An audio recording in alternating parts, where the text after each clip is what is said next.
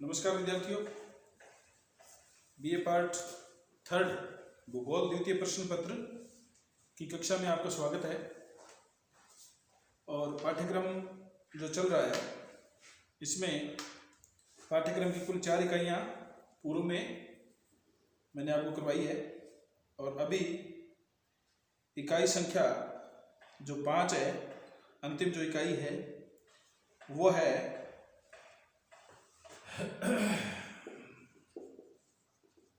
प्रादेशिक अध्ययन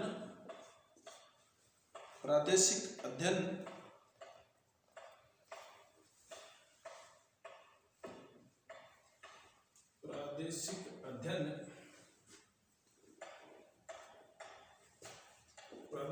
किसका है? बांग्लादेश,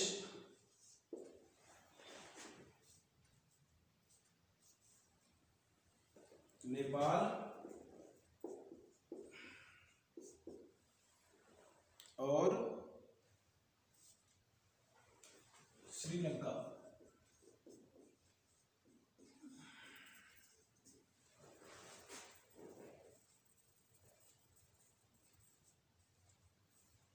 अब क्या है, पहले की इकाइयों में जैसे प्रथम जो इकाई है उसमें प्रदेश की अवधारणा और प्रदेश का वर्गीकरण भौगोलिक और आर्थिक इसके जो पक्ष हैं, विश्व के प्राकृतिक प्रदेश और विशेष रूप से मानसून, भूमध्य सागरीय उष्ण मरुस्थल और प्रेरी प्रदेश। फिर आ जाएगा संयुक्त राज्य अमेरिका, दूसरी जो इकाई है। 3 नंबर इकाई में चाइना, चीन और 4 नंबर इकाई में दक्षिणी अफ्रीका और अर्जेंटीना। और ये आपकी लास्ट इकाई है, इसमें बांग्लादेश, नेपाल और श्रीलंका। अब इसमें मुख्य रूप से क्या क्या है, इसमें ये तमाम जो जितने जो आपको मैंने राष्ट्र बताए, देश बताए हैं, उनकी जो मुख्य रूप से इनका हमने क्या क्या करना है, इनका प्रादेशिक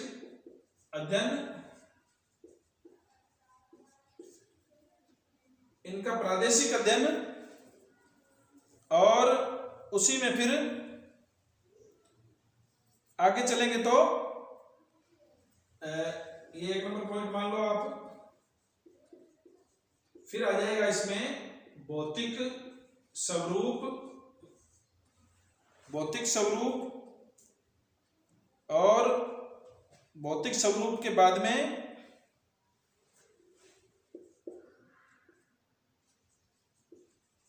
प्रवाह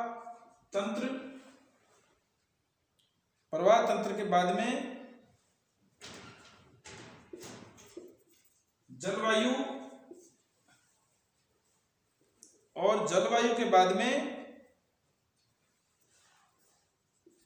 मुख्य फसलें क्या है, और उसके बाद में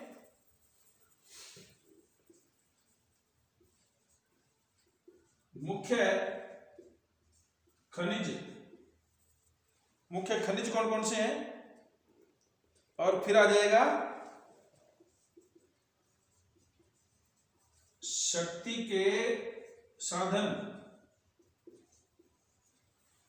के साधन, और उसके बाद में आ जाएगा उद्योग। अब उद्योग में मुख्य रूप से क्या आ जाएगा, इस तरह से लिखेंगे इसको, सूती वस्त्र उद्योग।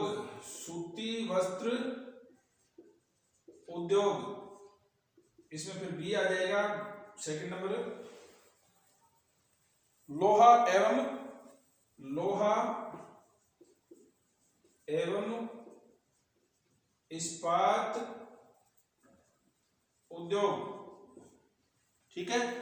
और इसमें फिर आगे बढ़ेंगे कागज एवं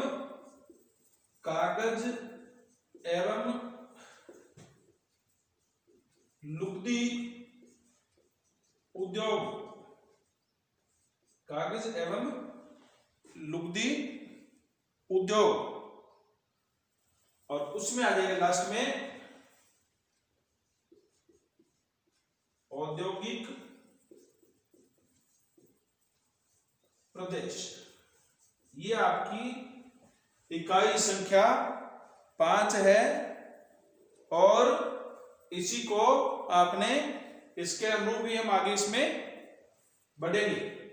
बांग्लादेश की जो भौगोलिक स्थिति क्या है या बांग्लादेश का जो भौगोलिक स्वरूप कैसा है, नेपाल का स्वरूप कैसा है, श्रीलंका का स्वरूप कैसा है, फिर इसमें प्रादेशिक अध्ययन करेंगे।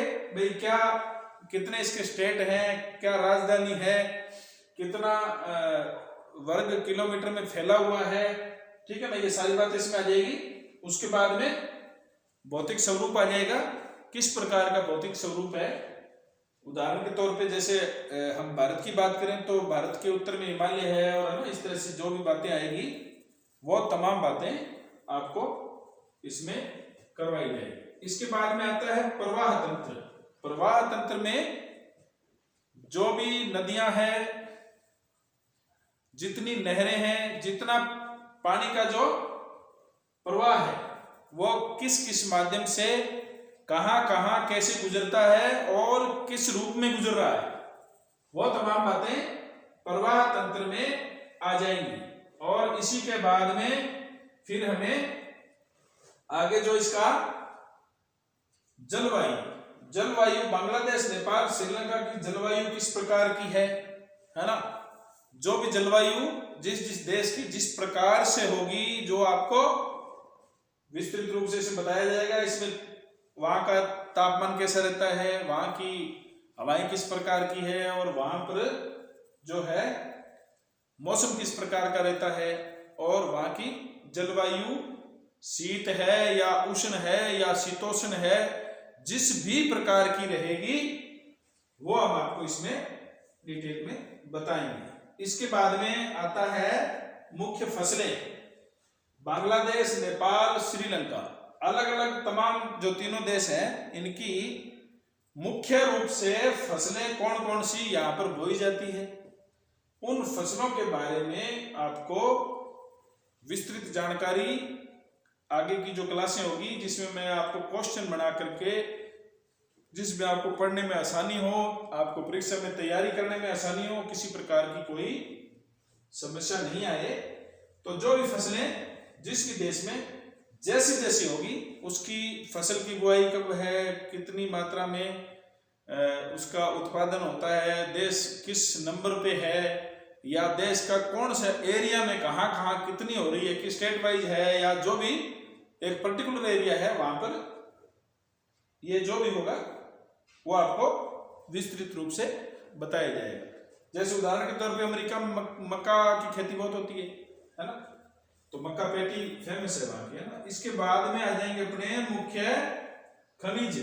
बांग्लादेश में, नेपाल में और श्रीलंका में, तीनों देशों के मुख्य रूप से क्या क्या वहां पर खनिज है, और क्या वहां पर किस प्रकार की खाने हैं, और किस प्रकार का खनिज वहां पर निकलता है, वो सब इसमें आएगा। इसके बाद में आता है शक्ति के साधन। शक्ति के साधन जैसे पावर होती है, पावर को तैयार करने के लिए कोयला है, कोयले से बनती है, यूरेनियम है, यूरेनियम से भी बिजली बनाई जाती है, और उसके बाद में यूरेनियम से जो भी बिजली बनती है, उससे पहले जो परंपरागत जो बांध बना करके पानी से भी बिजली का उत्पादन किया जाता है। और किस प्रकार के साधन है, कहाँ कहाँ किस उद्योग में कैसे कैसे काम आता है, वो तमाम बातें आगे क्लास में आ जाए। उसके बाद में आते हैं उद्योग। तो उद्योग में मुख्य रूप से सूती वस्त्र उद्योग कहाँ कहाँ है, नेपाल, बांग्लादेश, श्रीलंका, तीनों में किस किस जगह पर कहाँ कहाँ क्या क्या उद्योग लगे हुए हैं, इसके बारे में विस्तृत रूप से आगे हम चर्चा करेंगे। और सूती वस्त्र उद्योग में क्या भौगोलिक परिस्थितियां चाहिए और क्या सस्ते श्रमिक चाहिए और बाजार चाहिए बेचने के लिए, वो तमाम बातें इसमें आ जाएगी। आगे आता है लोहा और इस्पात, लौह इस्पात उद्योग। तो आपको पता है कि लौह जो है मुख्य रूप से आधारभूत खनिज है, जिसके ऊपर तमाम जो इंडस्ट्री है, तमाम जो उद्योग है, वो सिर्फ लोहा पे टिके हुए हैं, क्योंकि लोहे के बगैर दूसरे किसी भी उद्योग की कल्पना किया जाना थोड़ा मुश्किल रहता है। इसलिए लोहे के ऊपर जो है तमाम उद्योग इस पे टिके हुए हैं, और इसका ये परीक्षा के लिहाज से भी इंपॉर्टेंट रहता है। मुख्य रूप से क्वेश्चन लगभग करीब करीब आता है। उसके बाद में कागज एवं लुगदी उद्योग, कागज के बिना दुनिया नहीं चल सकती। कागज आपको पता है कि मुख्य, हम किसी भी रूप में, चाहे किताबों में ले लो, चाहे आप अखबार में ले लो, या कहीं भी लो, कागज और लुगदी उद्योग भी बहुत ही अहम है, बहुत ही महत्वपूर्ण है। उसके बाद में औद्योगिक प्रदेश, औद्योगिक प्रदेश में भी हम लोग निश्चित रूप से इसकी चर्चा करेंगे भी। ऐसा कौन सा एरिया है जो प्राय औद्योगिक दृष्टि से पूरे का पूरा जो है उसमें उद्योग के अलावा और दूसरा जो है वो बहुत ही कम मात्रा में है और उद्योग ज्यादा है। इन सारी बातों का विस्तृत रूप से आगे क्लास में चर्चा करेंगे। आज के लिए इतना ही, धन्यवाद। अगर किसी विद्यार्थी को कोई बात समझ में नहीं आ रही हो तो महाविद्यालय समय में आकर के, कभी भी आकर के, किसी, मेरी अकेले की बात नहीं है, क्योंकि मैं भूगोल पढ़ा रहा हूँ और भी हमारे साथी जो कक्षाएं ले रहे हैं, जिस भी विद्यार्थी को जिस भी सब्जेक्ट में, खुद के विषय में कहीं समस्या आ रही हो, तो आप संबंधित विषय अध्यापक से आकर के महाविद्यालय समय में आकर संपर्क कर सकते हैं और उससे अपनी शंकाएं दूर कर सकते हैं। आज के लिए इतना ही, धन्यवाद।